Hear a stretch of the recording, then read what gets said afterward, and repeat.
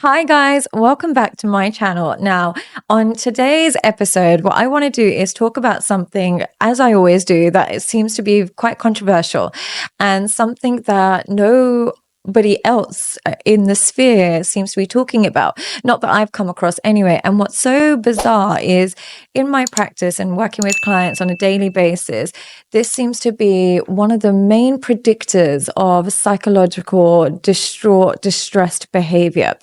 Every time I have a client that is besides themselves with anxiety, depression, stress related to relationships, affairs, whatever it is, this seems to be a common thread amongst these clients. And so what I wanted to do today is share this topic with you in the most sensitive but informative manner I know how.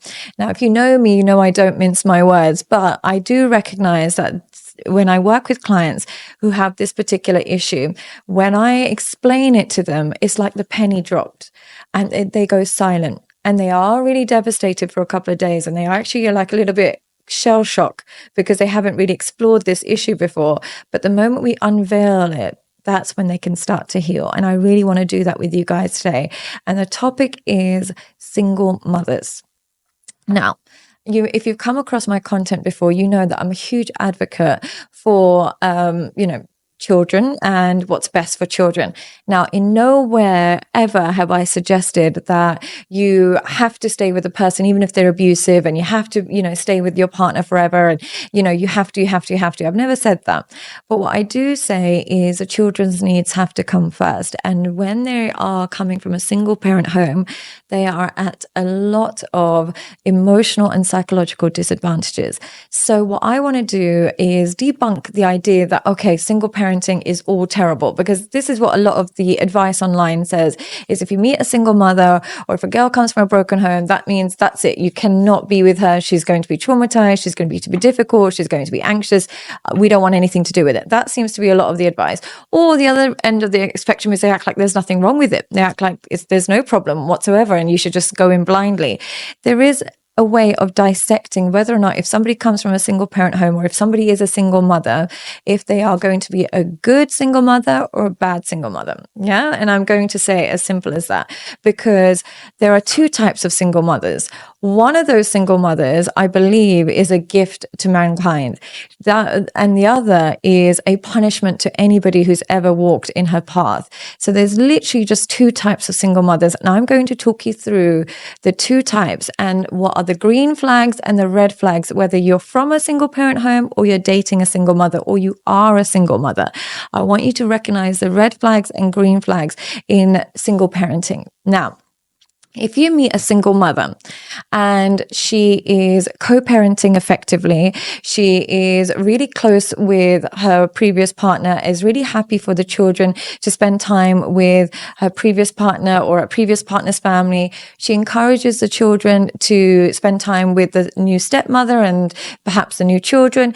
And she seems to be really effective at communicating with her partner in regards to her child, but she keeps boundaries. She's not over-involved. She's not completely segregated. She's got good boundaries with her previous partner. Then this woman is a gem. Yeah, she's a gem. The reason why you should not let go of her just because she's a single mother is because she's given you a preview of what kind of emotionally stable person she is. She's shown you if shit hits the fan and if one day you two break up, she can still compartmentalize her feelings and do what's best for the children. So she's a huge green flag. Now, a lot of this advice online will say, well, if she keeps in touch with her baby daddy, she's going to cheat. Absolutely not. That's not the case. If she keeps in touch but has boundaries and allows the children to be looked after and the children are well protected, that means she is just somebody who is able to put the needs of a child first. She's incredibly selfless. She's incredibly mature. Now, if you come across a single mother like that, absolute green flag. However, the other type of single mother is narcissistic, is judgmental. She will make your life and her children's life a slow suicide. What I mean by that is she ruins the children's emotional capabilities day by day simply by putting her needs first. And if you want to know if your mother was like this or the woman that you're dating is like this or if you're like this, here are some of the signs that you may be the toxic single mother. Now, the first sign that this single mother is toxic is how she speaks about her ex. Now, if you meet a single mother and her first sentence is, my ex was a narcissist, my ex was awful, my ex was abusive, my ex, and she talks about how terrible he was, this is a huge red flag. I'll tell you why this is a huge red flag. Firstly, she's showing you and showing the children that she doesn't have good vetting process when it comes to romantic relationships. If you can lay in bed and have children with a man that you consider abusive and you consider narcissistic, and you're saying there was no red flags before, it all happened afterwards, this person is blind. She goes into dating blind. She goes into relationships blind. She doesn't have a good vetting process. The reason why that's such a red flag is it shows that she could put her children in danger again. If she can have children with an abusive man, a narcissistic man, and say there was no red flags, there's something wrong in her vetting process. Now she's going to go on to put her children in a new hostile environment, because studies show that single parenting where there's no access to the father have the highest rates of sexual and physical abuse. Why is that? Because that mother didn't reflect on her selection process and completely blamed the ex. And that's why she is not a good role model for these children. So that is, I would say, is a first red flag, right? Now, the second red flag of a narcissistic single mother is she blocks access. What I mean by that is she doesn't allow the ex-husband or the father of the children to access the children, or she makes it incredibly difficult. She'll either get courts involved, she'll move the children far away, she will not allow the in-laws, she will not allow children to go to the grandparents' house, she won't allow Christmases to be with them. She makes life difficult for that father that's trying to see the child. Now, some of these single moms are a bit delusional, and they'll say, oh, but he doesn't want to. When you dig deeper, you realize that he does want to. She just pretends to she made it so difficult in the beginning stages that he eventually gives up.